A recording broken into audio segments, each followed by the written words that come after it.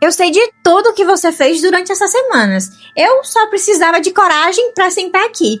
E Deus me deu. Mas para vocês entenderem como eu cheguei até esse momento, eu preciso começar do começo. E sejam todos bem-vindos ao Parada Sobrenatural. Aqui, as suas histórias ganham voz. E se vocês gostam desse tipo de conteúdo, já ativa o sininho, curte, comenta, compartilha, porque toda segunda, quarta e sexta tem conteúdo novo no canal. E lembrando que se vocês desejam enviar suas histórias, desejam enviar os seus relatos, aqui na descrição já tá detalhado como deve ser feito. Então, bora para mais um relato. E hoje temos 2 relatos. O primeiro relato, gente, é da Simone. E ela começa assim. Olá, meu nome é Simone, moro em Goiânia e o que eu vou contar hoje eu só consegui colocar em palavras recentemente, porque durante muito tempo, só de pensar nisso, eu travava. Para você entender o que aconteceu, eu preciso contar quem eu era antes. Em 2021, eu tinha uma vida considerada abençoada. Casada há 12 anos com o Fábio, 2 filhos, o Mateus de 10 e a Lívia de 7.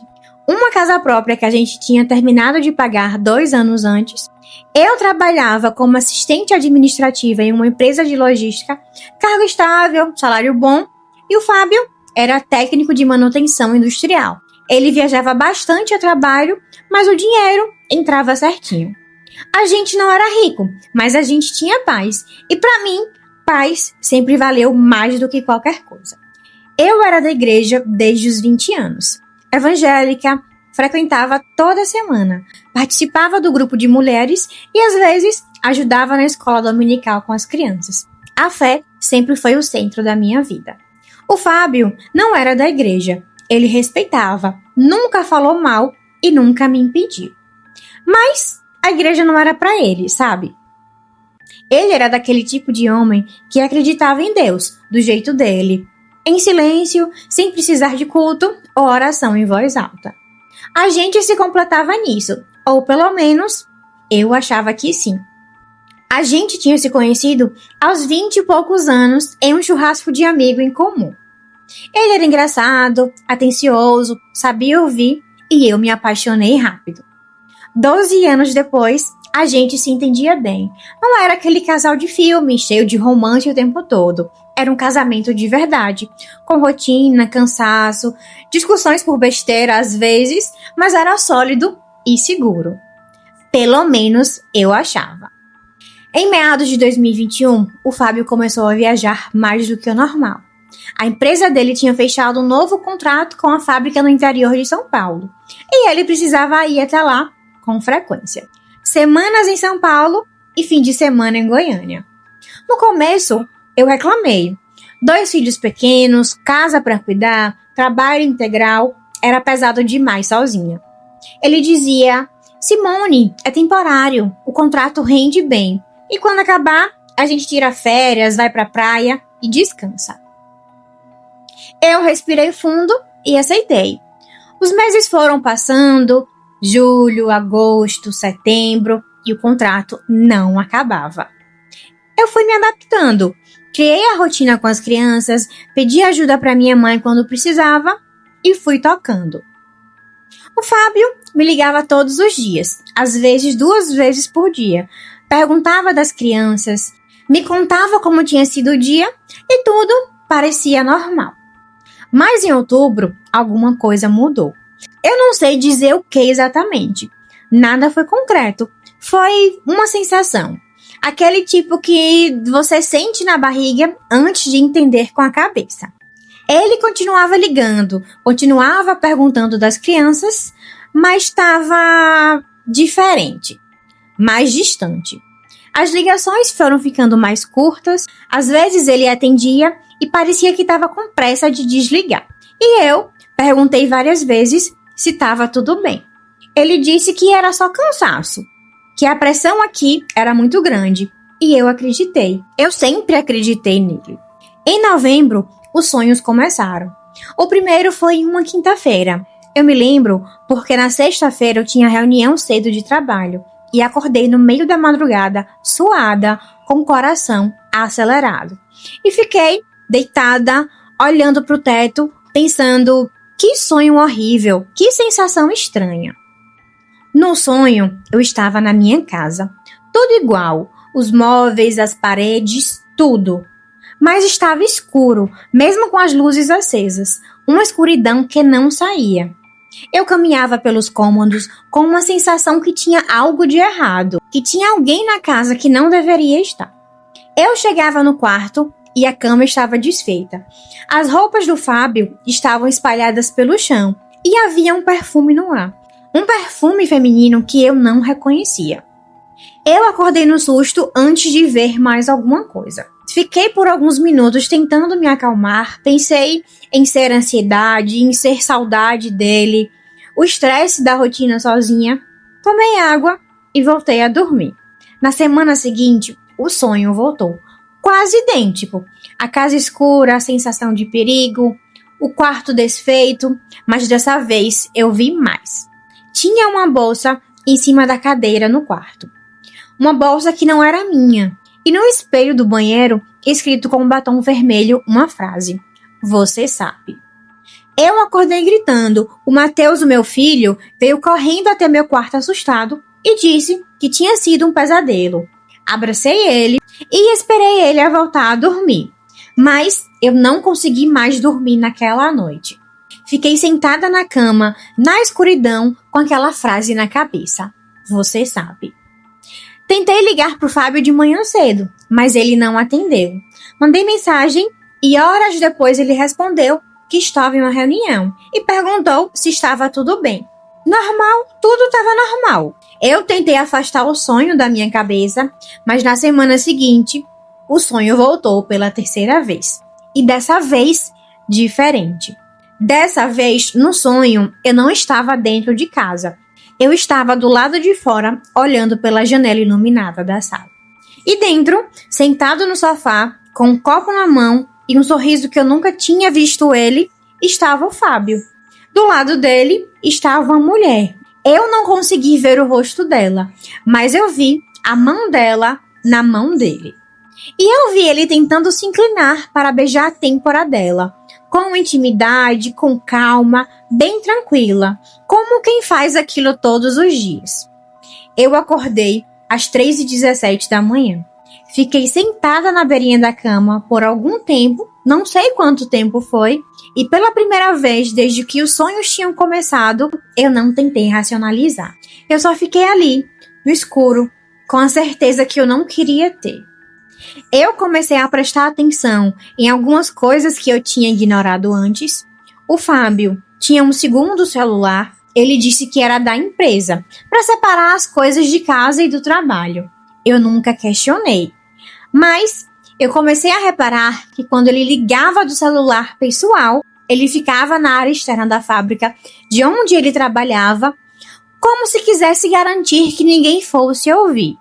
Mas quando ele ligava do celular da empresa, ele atendia em qualquer lugar.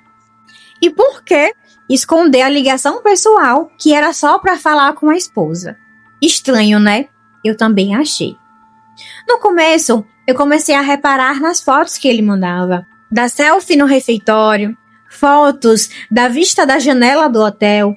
Mas nas fotos do quarto do hotel, a cama parecia o fundo.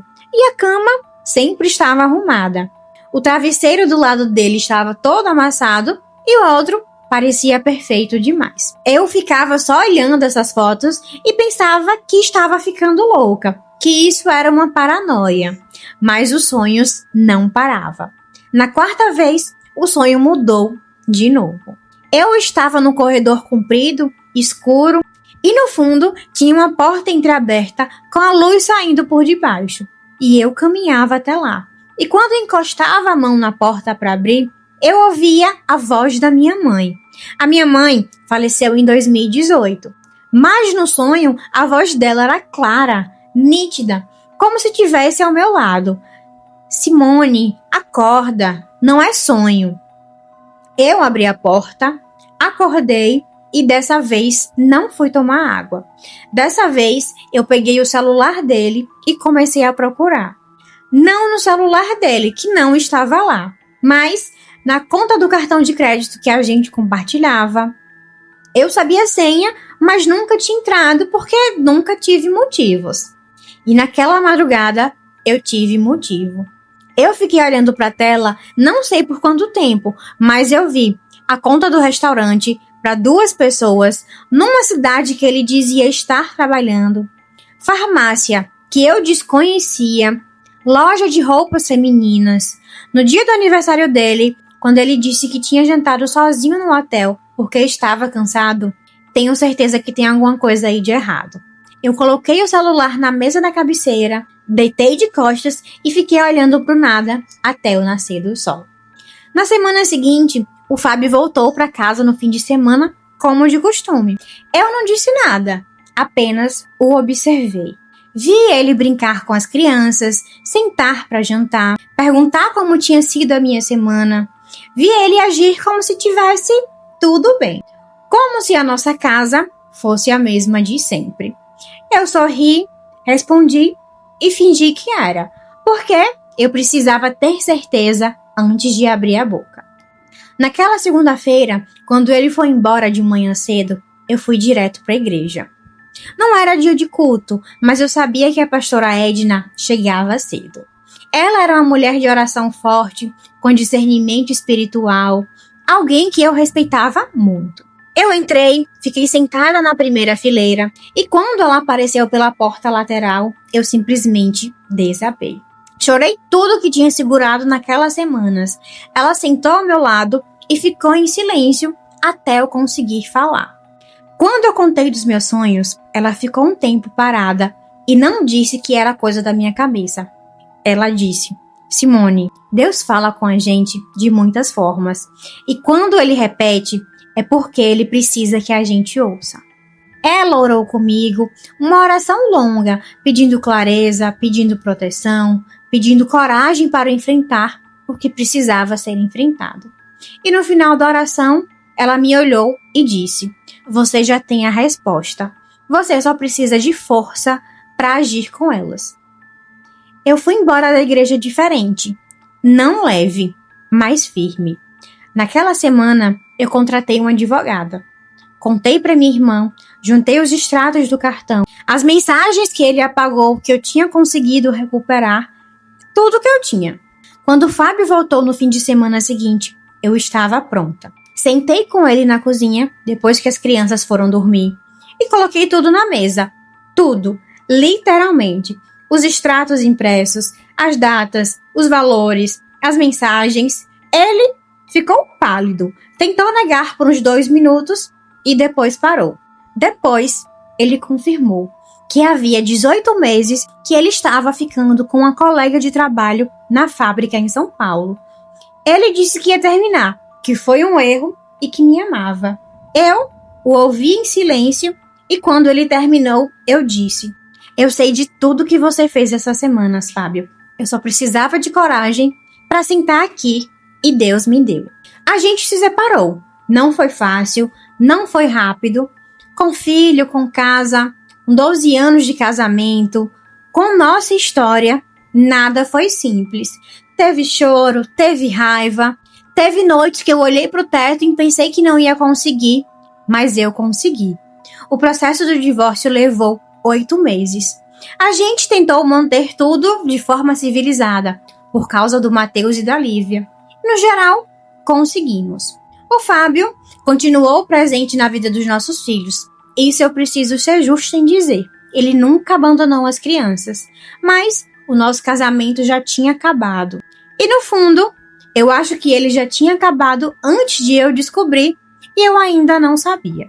Hoje, quase 2 anos depois, eu olho para trás e vejo o quanto cresci. Criei os meus filhos com mais presença do que eu achei que conseguiria. Voltei a estudar, fiz uma especialização que sempre quis e nunca tinha ido atrás. E a minha fé ficou mais forte do que nunca, porque eu sei o que aconteceu naquelas noites. Eu sei que aqueles sonhos não foram coisas do meu cérebro processando, que não foi insegurança ou ansiedade. E eu sei que a voz que eu ouvi no corredor escuro era a voz da minha mãe. Eu sei que Deus usou tudo isso para me avisar antes, para que eu não perdesse tempo. antes que eu construísse mais sobre uma base que já não existia. Eu conto essa história porque tem muita mulher por aí ignorando o que o corpo já sabe, o que o espírito sente e o sonho tenta mostrar. A gente foi ensinada a duvidar da nossa própria intuição e achar que é paranoia, que é ciúme sem fundamento ou fraqueza. Mas não é.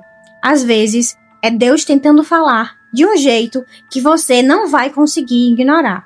Presta atenção nos seus sonhos, presta atenção na voz que fala no escuro, presta atenção quando algo dentro de você repete.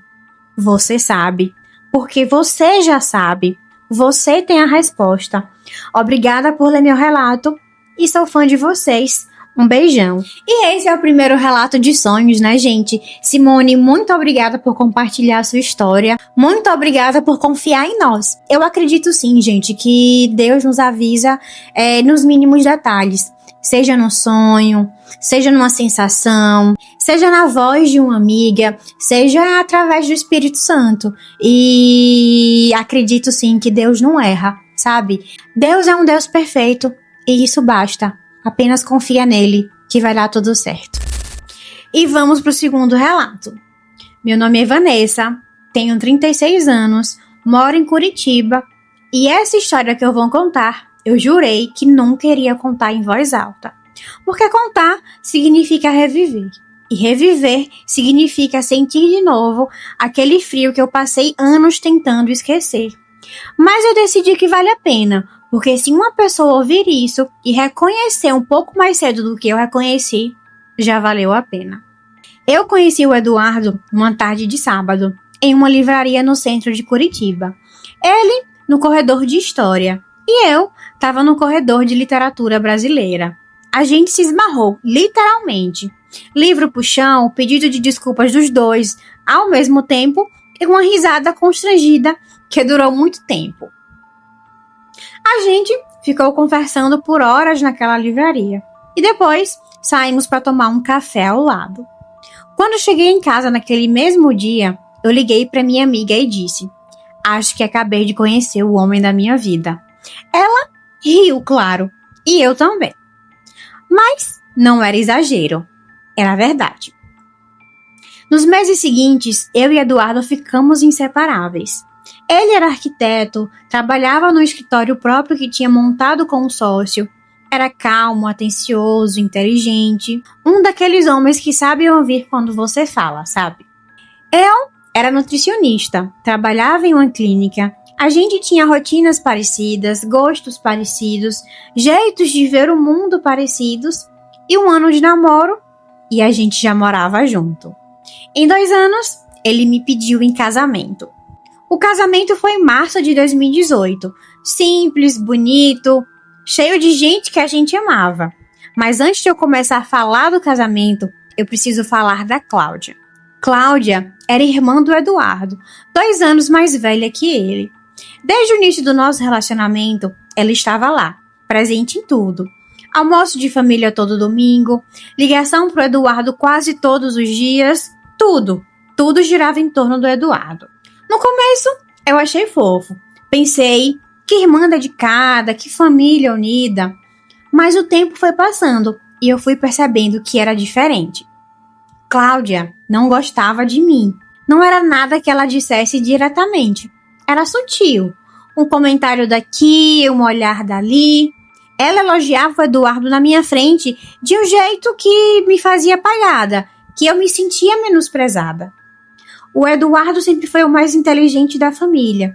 O Eduardo consegue qualquer coisa, como se eu não estivesse ali, como se eu fosse invisível. Quando eu cozinhava algo para o almoço de domingo e ela experimentava, o comentário era sempre: tá bom. Diferente do que a gente está acostumado, mas tá bom. Quando eu comentei que tinha sido promovida na clínica, ela disse: que legal. Eduardo também tá com um projeto incrível, né, Edu? Sempre assim, sempre desviando, sempre me menosprezando. Eu conversei com o Eduardo algumas vezes. Ele ouvia e dizia que tinha razão, que iria conversar com ela. Mas no domingo sequente, tudo era igual. Eu fui aprendendo a conviver, a aprender a sorrir e deixar passar. A gente casou, comprou um apartamento e começou a construir a nossa vida. Em 2019 eu engravidei. E quando eu contei pro Eduardo, ele chorou literalmente. Chorou ali de felicidade na sala, me abraçando. A gente foi contar para a família no domingo seguinte. A mãe do Eduardo gritou de alegria, o pai abraçou o filho com força, os tios vibraram e a Cláudia sorriu. Um sorriso pequeno, controlado. Eu vi, registrei e tentei ignorar de novo. Mas dessa vez eu não deveria ter ignorado. A gravidez foi tranquila nos primeiros meses. Enjoo normal, cansaço, aquelas coisas. Nada fora do comum. O apartamento que a gente morava era bonito. No segundo andar, 2 quartos. A gente começou a preparar o quartinho do bebê, com aquela animação de primeiro filho.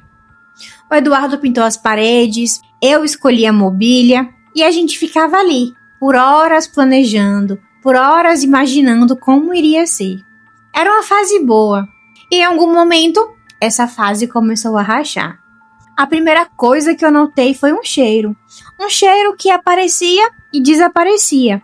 Forte, diferente, como defumação. Mas não era defumação.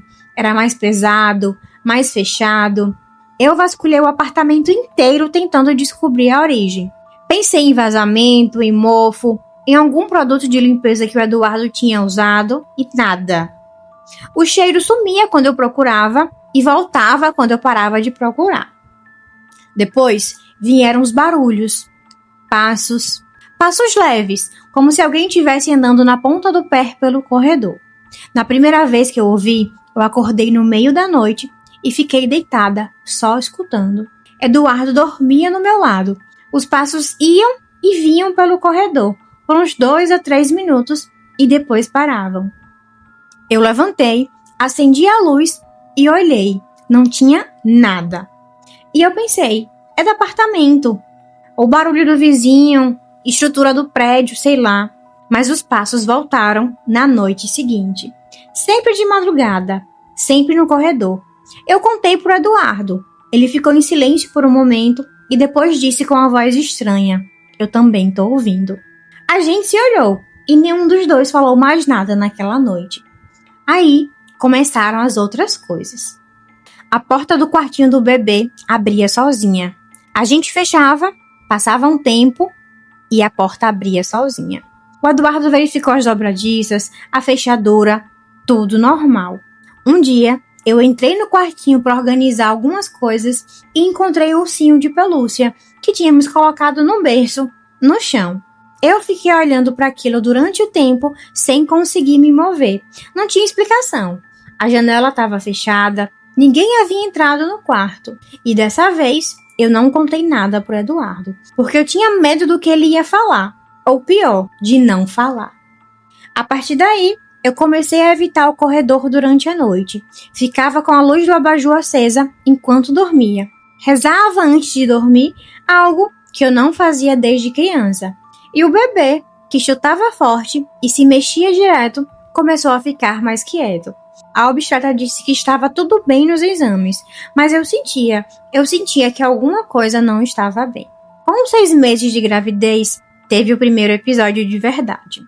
Em uma quarta-feira de noite, o Eduardo tinha saído para jantar a trabalho e eu estava sozinha em casa, deitada no sofá, assistindo a série. E perto da meia-noite, eu fui pro quarto dormir. Apaguei as luzes da sala, do corredor, e quando eu passei em frente ao quartinho do bebê, eu parei. A porta estava fechada, mas por baixo da porta havia uma luz fraca, alaranjada, que pulsava levemente como vela. Eu não tinha acendido nenhuma vela, não havia nenhuma vela naquele quarto. E aí, eu fiquei parada no corredor por algum tempo e depois a luz se apagou, do nada. Eu corri para o meu quarto, tranquei a porta e fiquei sentada na cama com o coração disparado até o Eduardo chegar. E quando ele chegou, eu contei tudo. Os barulhos, o ursinho, a luz. E ele ficou branco. E então, ele me contou uma coisa que tinha guardado para si por algumas semanas. Ele disse que em uma manhã, enquanto eu ainda estava dormindo, ele tinha ido à cozinha fazer o café e tinha visto uma sombra no corredor. Uma sombra que tinha forma. forma de pessoa, que ficou parada por alguns segundos e depois desapareceu, do nada. A gente ficou em silêncio por alguns segundos e depois eu disse: Eduardo, eu preciso que você me ouça agora. Essa coisa não veio sozinha. Alguém trouxe ela pra cá. Ele me olhou e eu disse o nome que eu já sabia há muito tempo: a Cláudia. O Eduardo claramente foi defender a irmã por reflexo e disse: Vanessa, Cláudia não faria isso. E aí eu disse: você tem certeza? Ele ficou em silêncio, porque no fundo, eu acho que também ele não tem mais tanta certeza. Nos dias seguintes, algumas coisas foram se encaixando. Cláudia tinha vindo nos visitar poucas semanas antes dos barulhos começarem. Ela tinha pedido para ir ver o quartinho do bebê. Eu tinha deixado ela entrar sozinha enquanto ia buscar água. Ela ficou lá por uns 10 minutos. Na época, eu não dei bola, mas agora eu dava. Foi quando a minha vizinha do terceiro andar, Dona Ruth, me deu o caminho. Dona Ruth era uma senhorinha do candomblé há décadas. A gente se cumprimentava no elevador, trocava receitas, coisas de vizinhas. Até que um dia, ela me parou no corredor e me disse olhando nos meus olhos: minha filha, você tá carregada. Sua casa tá carregada e você precisa de ajuda. Eu não perguntei nada para ela, apenas disse: me ajuda. Dona Ruth me levou até Mãe Jandira, outra senhorinha de 72 anos, muito conhecida e respeitada na comunidade. Ela recebia com a casa simples no bairro, com um jardim cheio de plantas na frente e uma energia que eu senti mesmo antes de entrar. Eu fui sozinha. Eduardo quis ir, mas eu pedi para que ele ficasse em casa, porque eu precisava fazer aquilo por mim. A Mãe Jandira me recebeu numa sala pequena, com velas acesas, imagens nos cantos e flores frescas no altar. Ela me olhou de cima a baixo e quando eu entrei, ela disse: você tá grávida e tá carregando um peso que não é seu. Eu não tinha falado nada ainda, então ela pediu que eu sentasse. Fez uma série de perguntas: nome, data de nascimento, data dos acontecimentos e há quanto tempo eu morava no apartamento. Depois ficou em silêncio por um bom tempo, de olho fechado, e quando abriu, ela disse: colocaram trabalho na casa que você mora e foi colocado num cômodo específico. E o cômodo tem a ver com a criança. Eu senti um frio na espinha. E ela continuou: quem fez isso é alguém próximo do seu marido, alguém que não aceita você e que nunca aceitou. Eu disse o nome: Cláudia. Então, ela me disse uma coisa que eu nunca vou esquecer: essa mulher não te odeia. Ela ama o irmão de um jeito doentio, um amor que não sabe dividir, que nunca aprendeu. Esse tipo de sentimento, quando vai fundo demais, chama coisa ruim. Ela, inclusive, nem pode ter ido em um lugar específico para fazer isso de propósito, mas o ódio dela por você é tão forte que é o suficiente para abrir uma porta. E abriu. Aquilo me partiu o coração de um jeito que eu não esperava, porque eu entendi que Cláudia não era uma bruxa de contos de fadas, era uma mulher com uma ferida antiga que nunca tratou. E essa ferida tinha respingado na minha vida. Mãe Jandira trabalhou comigo por quase 2 horas. Banho de ervas, oração, e no final ela me deu orientações sobre o apartamento. Disse que era preciso fazer uma limpeza no espaço e especialmente no quartinho do bebê. Ela mandou junto um preparo de ervas e instruções de como usar. E disse: o que tá nessa casa vai embora, mas você precisa fechar a porta. E fechar a porta significa cortar o canal, cortar o acesso dessa mulher à sua vida. E eu entendi o que ela quis dizer. Quando eu cheguei em casa, eu e o Eduardo fizemos a limpeza no apartamento juntos. Abrimos todas as janelas, defumamos todos os cômodos e começamos pelo quartinho do bebê. Quando a fumaça de ervas entrou pelo quarto, o Eduardo ficou olhando e disse bem baixinho: eu sinto que estou fazendo algo errado com você faz muito tempo. Eu não respondi nada, só continuei a defumação. Mas aquela frase ficou na minha mente.